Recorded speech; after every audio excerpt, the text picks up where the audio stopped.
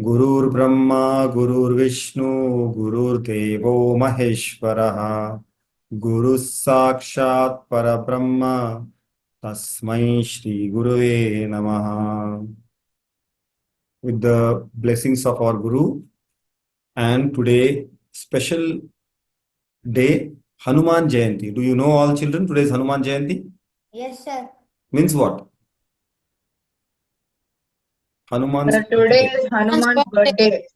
And you know what is the celestial presentation today? If you can see in the evening also, these six planets are in one line: Sun, Moon, Mars, Mercury, and Venus. If you go and see in the night, you will see all these three in one line. That was a special day today. What we learn from Hanuman? Hanuman gives us all the values of Hinduism. Hanuman was so powerful that he went and tried to what to do? Tell me, children. Eat the sun.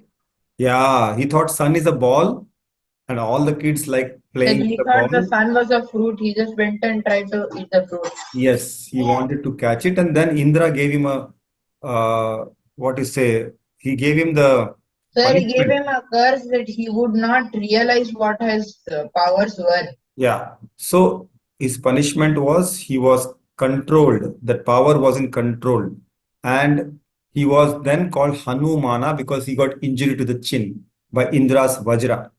There is a temple called Yantrodharaka. 500 years back, it has been made in near Hampi, where Kishikinda Parvat, where the birthplace of Hanumana is there. Do you know that, children? Have you been to Hampi, which is in Karnataka?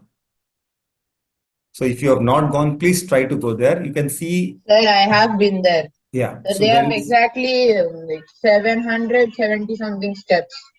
So you yes, have to climb all of that in order to reach Hanumana's birthplace. yes. So there is a birthplace of Hanumana in Hampi. Now, second is one more value you understand whenever there is a problem facing us, then what to do? You have to grow over the problem. You should not be crying that this is a problem, I can't solve it.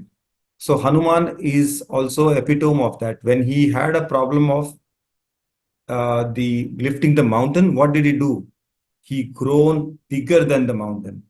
So what it signifies that whenever you have something in your hand which you cannot solve, you try to overcome it by doing hard work or becoming bigger than the problem. Don't become smaller than the problem. Otherwise, the problem will grow over you. That is second value. And most importantly, as we have faith in our guru and teachers, same way Hanuman was the ultimate bhakta. There are three levels of bhakta: manda, adama, manda, madhyama, and uttama. So uttama or ultimate, the biggest bhakta, because when asked where is your God, he opened and showed his chest. The God was within his heart. So he carried God wherever he went. So he was always with his Guru. Also, God and Guru was same for him, Rama. If required, he also showed the abilities or the power which he had. Sometimes we have to do this, children. When we are bullied or when people repeatedly after requesting them not to do wrong, they do wrong, they don't listen, then there is a time when we have to be strong and show our strength. And that's where he has shown when he was captured in Lanka. He made sure that Ravana gets the lesson. Entire Lanka was burned by his small tail, which was kept on fire. Sir, So, he burnt most of the buildings in Lanka. yes. So, what we learn is when required, you have to use your power too. You cannot be bullied. So, remember all this. These examples will help you to face different situation and get in control. And when required, you have to use your will and power. So, this is what I learned from Hanuman. I hope you also learned this. Also, we are going to very soon see on Monday Pongal, next Monday. So today We are also called as Makar Sankranti, or so many names are there. Swastik, go ahead and explain us about Makar Sankranti. Yes, sir. Now, today I want to explain what is Makar Sankranti. Now, some people might not understand what Makar Sankranti is. Like, Makar Sankranti has many forms.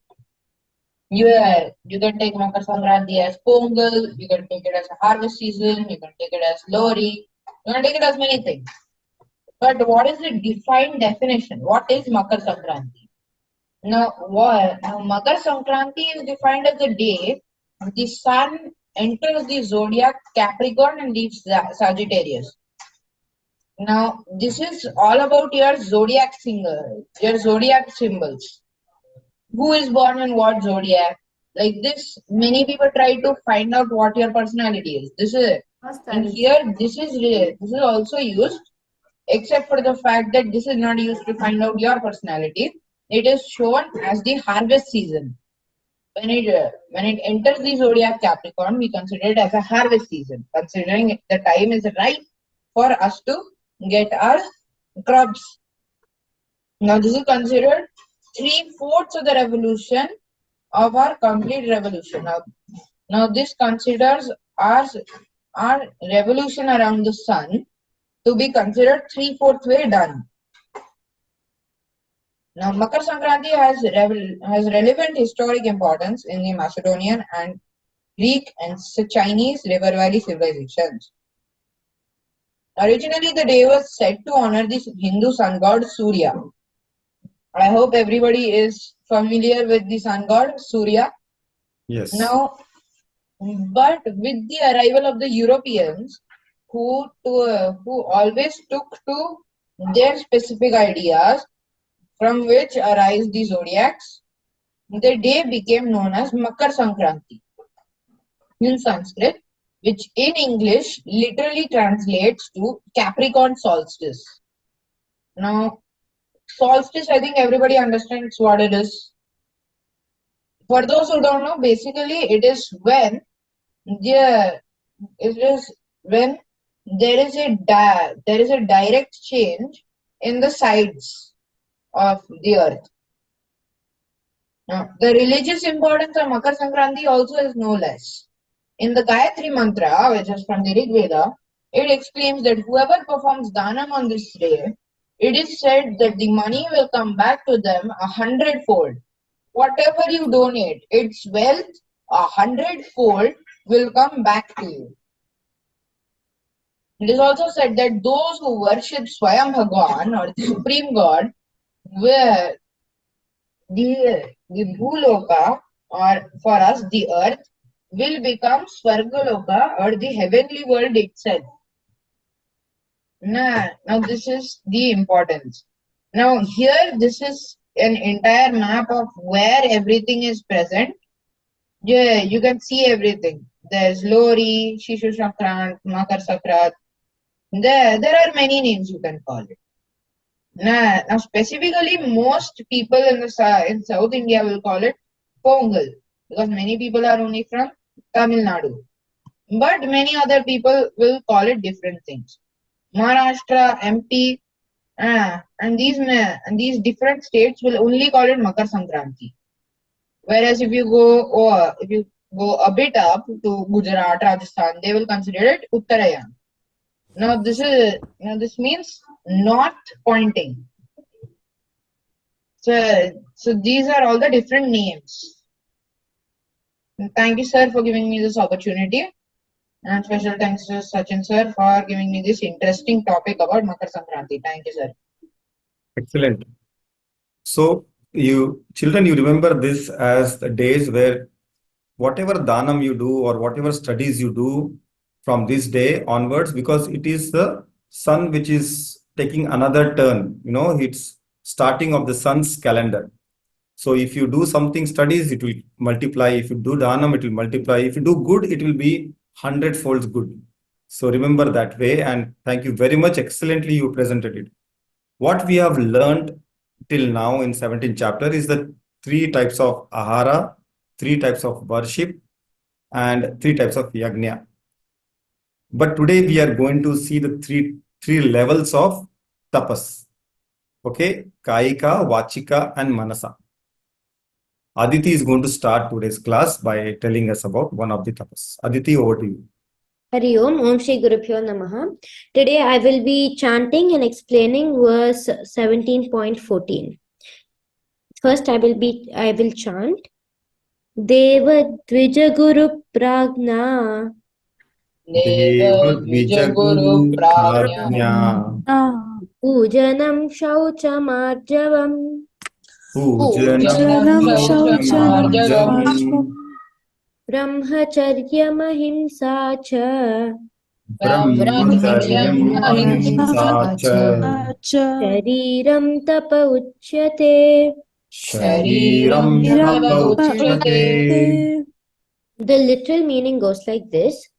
Worship of gods, the Brahmins, the teachers, the wise men, purity, straightforwardness, chastity, and non-violence are said to be physical austerity. So from this verse onwards, Krishna talks about tapas. He talks about physical austerity or kayika tapas. We have learnt about ahara and yagna, and we will learn about tapas and dana. Tapas is classified into three parts. One is the mode or the organ. Sorry, tapas is classified into two parts. One is the mode or the organ used for tapas, and the other is the three gunas. The first part is elaborated in verses 14, 15, and 16.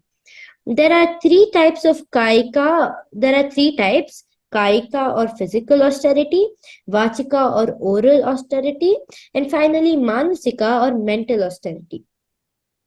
In this verse, Krishna talks about physical or kayika tapas. What is physical austerity? Pujanam. All sorts of rituals are considered to be physical austerity.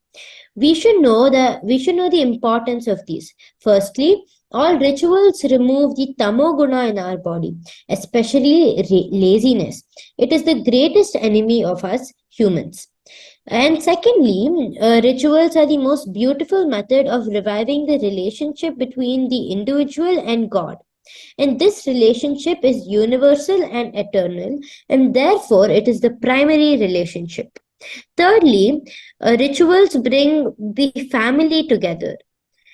Nowadays, each person of the family comes at one time and they just wave at each other and go.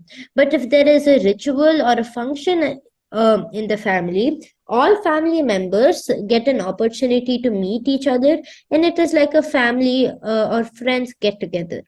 Coming to the verse, next slide, please. Worship, firstly, it tells about worship to Deva. Worship to Deva means to God. God in any form. God is formless. God is all pervading. Since God is formless, it will be, but whom should we worship? That is why we have idols. We worship. Swami Dayananda says, we are not idol worshippers. Previous slide, uncle. We are not idol worshippers. We are worshippers of the Lord presented by the idol. We do not worship the idol. We worship the Lord represented by the Ishta Devata. For example, Rama, Krishna, Shiva, etc. Next slide, please. The previous one. Worship to Dvija. Those people who know the scriptures very well, but it literally means twice born. So the first life was wild and the next refined. So whenever we see a respected person, we do namaskara and take their blessings, and therefore we do not develop ego. Next slide, please. Worship to Guru. We must worship all our gurus, even if he or she has taken only one or two classes. If he or she teaches music or math, it is a form of Brahma Yagna, which is one of the five Panchamaha Yagnas. Next slide, please. Worship to Pragna. Dvija means a dharmic person, whereas Pragna means a jnani. He is not only a dharmic person, he is also a jnani with Brahma Vidya. Next slide, please. Previous slide. Shaucha. It basically means physical purity or cleanliness, or in other words, hygiene. We have to take bath every day. Hands must be clean, legs must be clean. Even the nails should be cut regularly, both hands and legs. Next slide, please. Arjavam. This means straightforwardness. The thought of words must be in a line. If you say that you will finish a job by a particular time, you have to finish it no matter what. One great example is Rama. He was committed to bring back Sita and did not lose his word. And straightforwardness does not mean being rude or anything. You have to be assertive in your words too. But since this is physical austerity, we look at it in a physical aspect. Next slide, please. Brahmacharya. It means chastity or celibacy or physical discipline. Next slide. Ahimsa. It simply means physical non-violence, and not only to people and living organisms, but to things too, especially our books, and in particular spiritual books. We have to treat them very carefully and not throw it anywhere or misuse it for other purposes. Thank you, Hari Om. Excellent. So I also got to know that you have presented this in the school sometime in this week, and really work to present such things in schools, because many of your fellow children, the kids, they don't even know what is Bhagavad Gita. See, whenever you learn something and whenever you memorize it and then you transmit or give back to the society, is what Bhagavad Gita or scriptures are saying for, and is what is called Brahmana, Guna Brahmana. Those who learn scripture studies, then they memorize and they propagate in this form. So Aditi is already doing that. Aditi had a chance to speak in front of the class, and they really appreciated it because she understands and she has uh, conveyed the meaning of Bhagavad Gita, essence of Bhagavad Gita to people.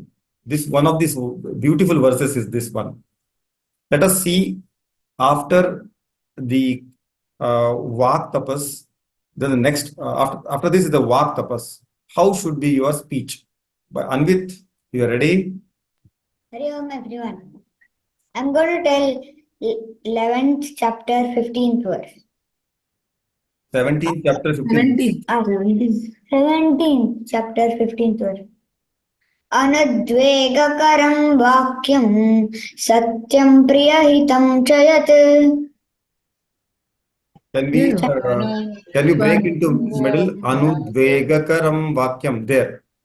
Anadvegakaram vakyam Anudvegakaram vakyam satyam priyahitam chayat. satyam priyahitam chayat Swadhyayabhyasanam chaiva. Chaiva Vangmayan tapa uchyate. Vangmayam tapa uchyate. The meaning of the sloka. Anudvegakaram, not using distress. Vakyam, words that satyam, priyahitam, beneficial,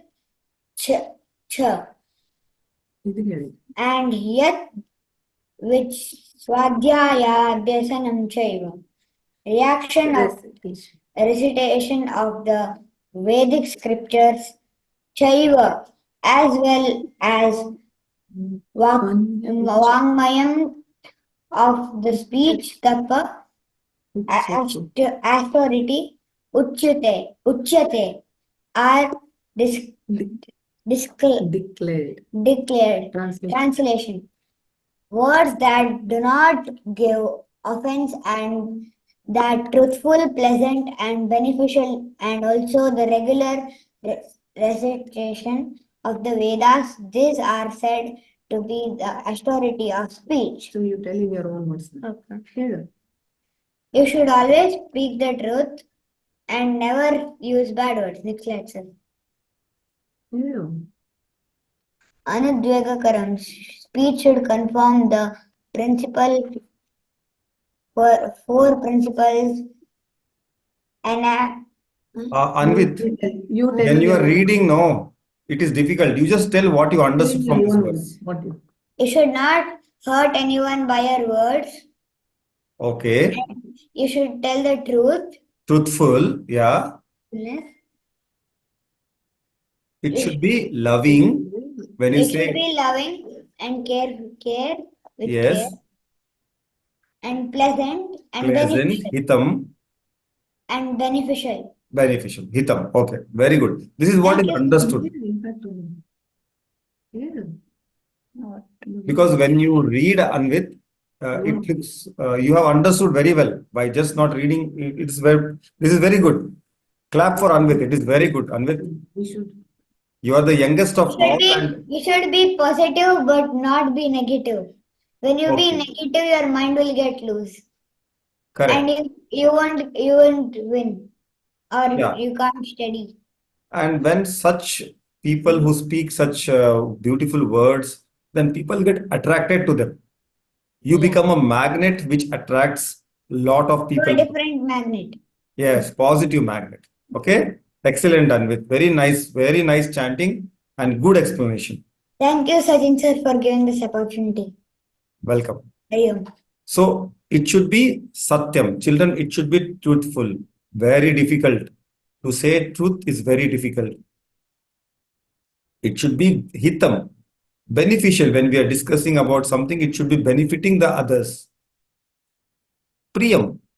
Your tone, your words, and the meaning of words should be lovable. And finally, this is very difficult to understand because sometimes we might say it might hurt someone. Anudvega karam. It should never create any repercussion in the person who is hearing your vakya. In any ways, in any decibel, it should be not hurting the others. This is important because you can hear many of the children who go to colleges, they are hurt by so many things. Have you not heard some person somewhere did some harm to himself because his senior had bullied him? They were not talking well. Children, this will come in your colleges, but you have to prepare yourself. You should also be very strong not to get hurt, and you yourself should never hurt someone by words. Can we understand this? Because we are hearing so many stories about children who cannot take hurt, or they do wrong decisions. So please try to understand these values. If you understand, because all of you only will make society. You will be senior for someone, you will be junior for someone. So please try to understand the four principle of speech. One, can you repeat after me? Truthful. Satyam. Please repeat. Satyam. Satyam. Then hitam. Hitam. Beneficial. Beneficial. Then third, lovable. Priyam. Lovable. Priyam. And fourth, non-hurting. Anudvegakaram. Anudvegakaram, not hurting. Remember this, okay? Out of entire Bhagavad Gita, if you remember the 17th chapter, out of entire 70th chapter, if you remember this, you will go very, very high up in the ladder. Now let us go to 16th verse, which talks about Manas. Swastik. Yes, sir. Mana prasadah samyat. Mana prasada saumyatvam. Maunam atma vinigraha. Maunam Atmavinigraha. Bhava sanchuddhiriti etat. Bhava sanshudhiriti. Apomana samuchyate. Tapomana samuchyate. Now, Sir. what this verse tries to explain to us is what are the mental austerities. Now, this is also a very alluded area because many people also confuse this part. Most people might say, oh, it's just meditation. You just need to meditate, focus on God, etc. etc. No, this is not the deal. Now, here, what you need to confirm is mental quietude. Yeah, you should be mentally quiet. Only your mind should only think positive. Yeah. And then second, gentleness. You should be gentle with whatever you think. Do not hurt yourself. Yeah? Then silence. Same thing. You need to remain silent throughout the time when someone is talking. Mind control. You control your mind. It's not like your mind will just ramble on anything. And purity of motive.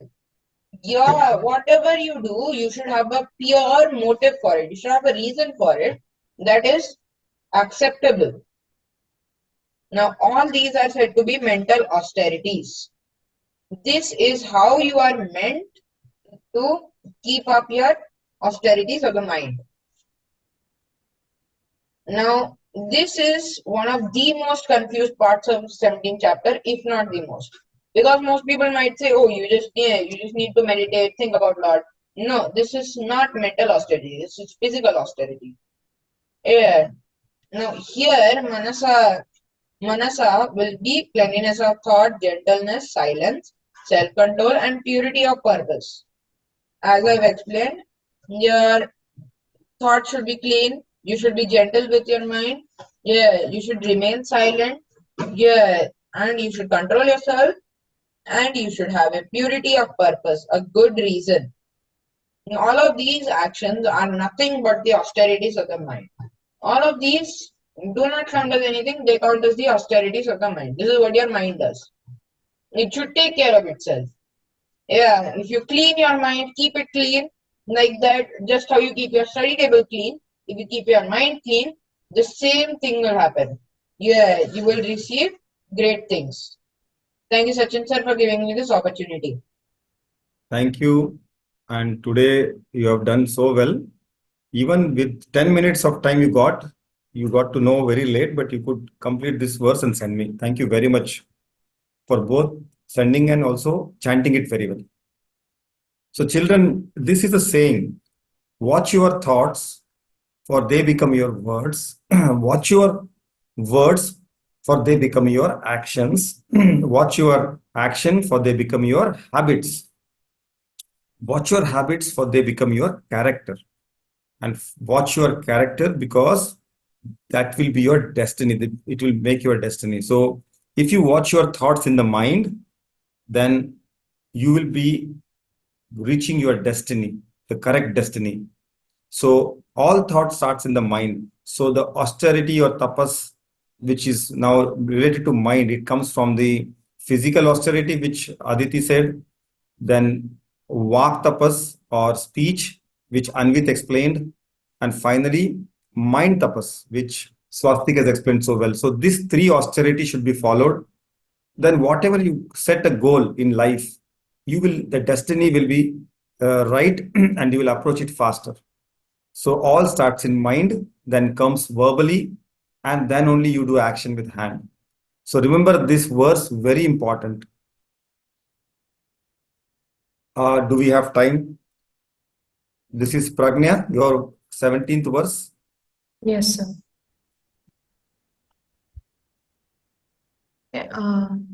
Namaste, everyone. I'll be presenting the 17th verse. I request you all to chant after me. Shraddhaya paraya taptam Shraddhaya paraya taptam tapastatrividham naraihi Tapasatrividham narehi apalakankshabhiryuktaihi Apalakankshabhiryuktaihi Satvikam parichakshate. Satvikam Satvakam parichakshate. parichakshate. Thank you. The literal meaning goes like this. When devout persons with ardent faith practice these threefold austerities without yearning for material rewards, they are designated as austerities in the mode of goodness. So next slide. The three elements that play a crucial role in sadhana or tapas are body or shiraha, speech or vangmaya, intellect or manasik tapas.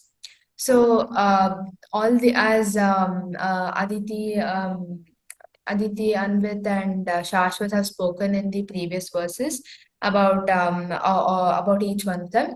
So the object, according to Sri Krishna, the objective of tapas is to channelize our energy in achieving our goal or objective. So whatever we have set in mind, that is to express our bhakti toward the God, or to get closer to Him as much as possible through tapas, that would be our objective. But the objective is solely in our hands. So we can either do it just for materialistic purposes, like showing it off to the world that oh, I'm very spiritual, that I'm doing tapas, and look how many minutes I can focus and sit. That is the materialistic way, and the spiritualistic way is when you do it genuinely with bhakti to the Lord. So next slide. So the above statement can be proved by taking two examples. So to explain the tamasic way of or the materialistic aspect of it, we'll take Ravana's example. So Ravana was actually a Maha Brahmin, and he wanted to. So he was an ardent bhakt of Lord Shiva. So Ravana wanted to utilize the energy of the tapas to obtain the boon of immortality. So this was not possible. So instead, he used.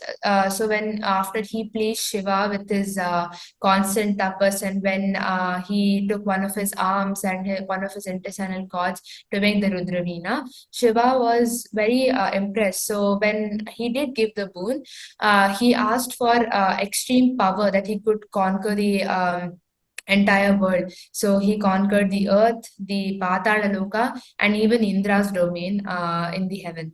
So in this case, the energy obtained or the boon that he got from doing the tapas or the spiritual activity, that was used to obtain materialistic glory, to basically show off that he had so much strength, and that he tried to prove himself to the world that he was strong, and that with his bhakti he had proven to Shiva how much strength he could possess. Then we'll take the example of our rishis, who from the time of our golden ages all the way back, the rishis gained the knowledge from the tapas and all the jnana from the gods and goddesses that they received. So they took this and then they traveled in the path of moksha, and not only that, but not only did they benefit from it, but they also passed on the knowledge and the tradition throughout the entire world by transferring the knowledge to their bhaktas. So let's take a quick example of the Sapta Rishis. So Atri, Bharadwaja, Gautama Maharishi, Jamadagni, Kashyapa, Vashishta, and Vishwamitra. They're the seven Sapta Rishis. And Adi Yogi, or Lord Shiva, was the one that passed on the yoga or the jnana, which and told them to imbibe the knowledge and then pass on the tradition throughout the ages to come. So that is how this is the sattvic utilization of the tapas that the rishis have followed.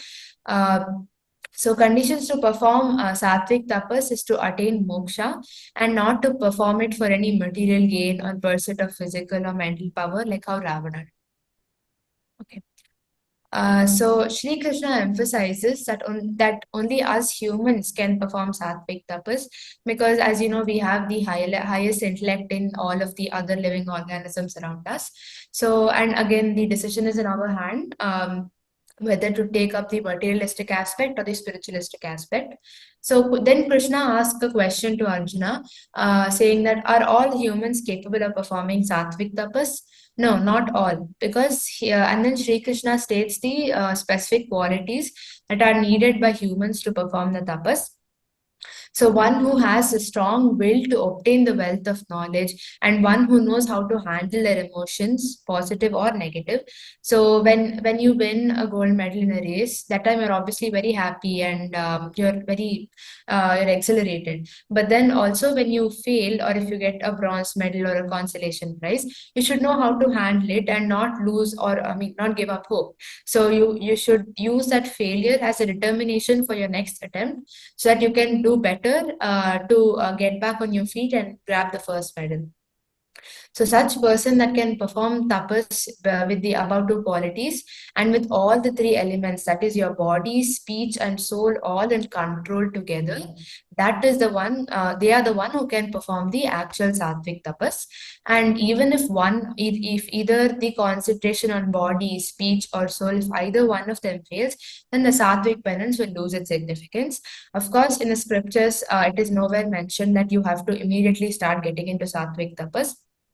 We all are humans, and we definitely will make mistakes. So as we climb up the ladder from tamasic to rajasic to sattvic tapas, we can slowly improve ourselves and gain more concentration on the three elements. I hope you could all understand the verse. Dhanyavadam and Hariom. Thank you. Very nicely explained. And the important point also taken, that children, you are going to have some difficulties. You cannot be suddenly sattvic. No child can start giving off his things to others. There will be likings for your possessions, like a doll or a game, something. So don't worry. You at least understand worship or tapas done for personal gain is rajasic. Worship done for everyone is sattvic. And the other last worship, tamasic, should not be done to harm anyone. At least this understanding you have. Then slowly, with the help of guru, sadhana, and as you mature, because there is enough time, you are all only just below 12 or 10, or some are even 7 or 8. So enough time in your life to become sattvic. But only when you know, only when you read the guidelines for human life, then only we'll know how to walk the path. Okay. So with that, we have one more verse. Is it time? Aditi, you are there? I am there, uncle.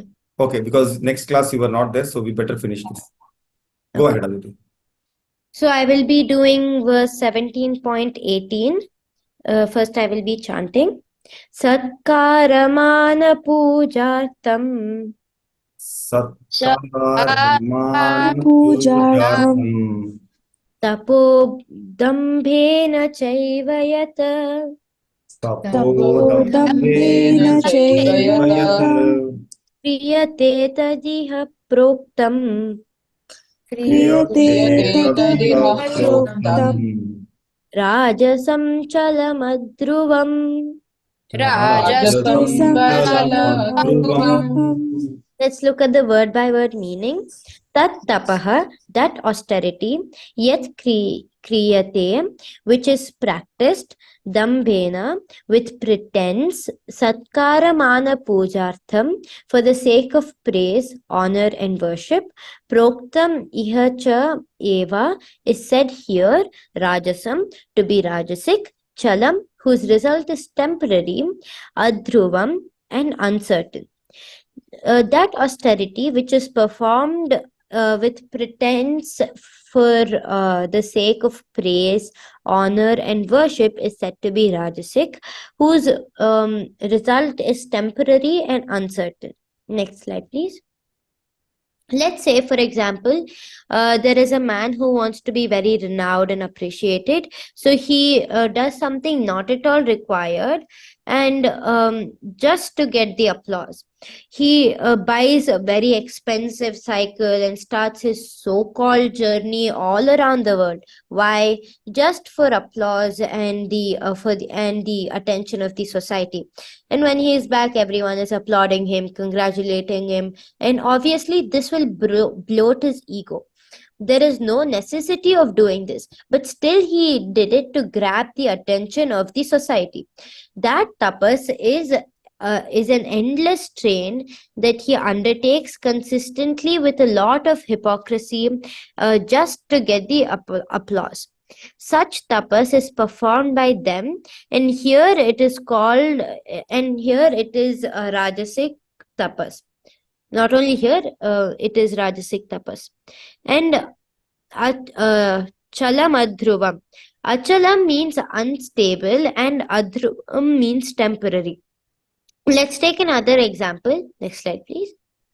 There is a sportsman who has been working day and night for 5 long years for the Olympics. And on that day, he goes there and maybe wins a gold medal or silver or bronze, and maybe few seconds of exposure to the camera in public, and come back with tons of money. 5 long years got wasted, as all of this is temporary. These are all named unnecessary tapas, and as a result, it will it will be temporary and never permanent. Take home message. Next slide, please. Everything is temporary except Brahman, and do not do anything just for the sake of result or appreciation. Thank you. Hari Om. So, what Aditi wants to give you the message or the verse is, nowadays we see a lot of people do things to do reels or something called as shorts on YouTube or TikTok. I have seen many young people falling prey to the small times of appreciation, very short period, some thumbs up, likes, that love, heart symbol. Just for that, they will do stunts. And that is Rajasic. And it can really harm you.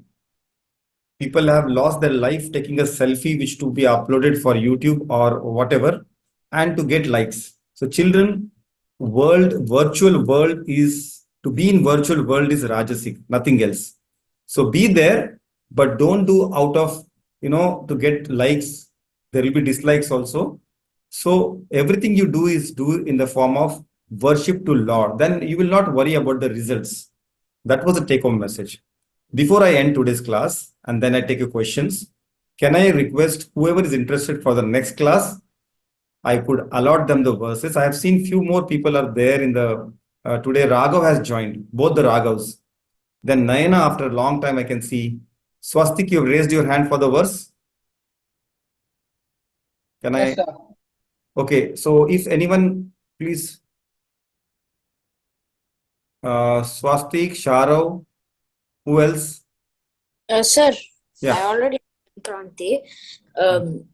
It's fine. So I just wanted to say, Yes. recently, some people, I don't know, maybe it's from long time ago, they go, I don't know where this is, some statue, I think it's of Buddha or some different thing.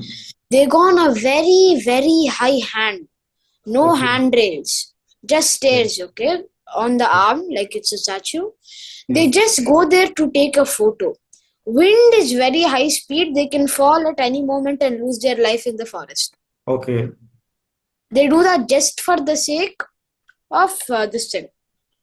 Just to show Rajasic tapas. Just Not required. Not required. not required.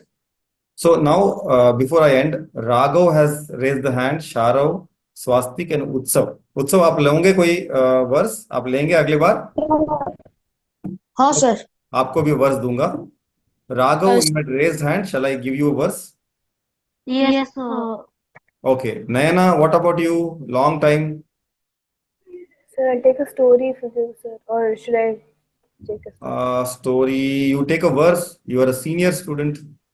Yakshita is also there, very interested. Okay, Yakshita, you would like to take a verse? Yes, sir. Okay. Okay. Thank you. So Thank you, Yakshita sir. and Nayana also added. Right. So it was a wonderful class. Let me end and then take your questions.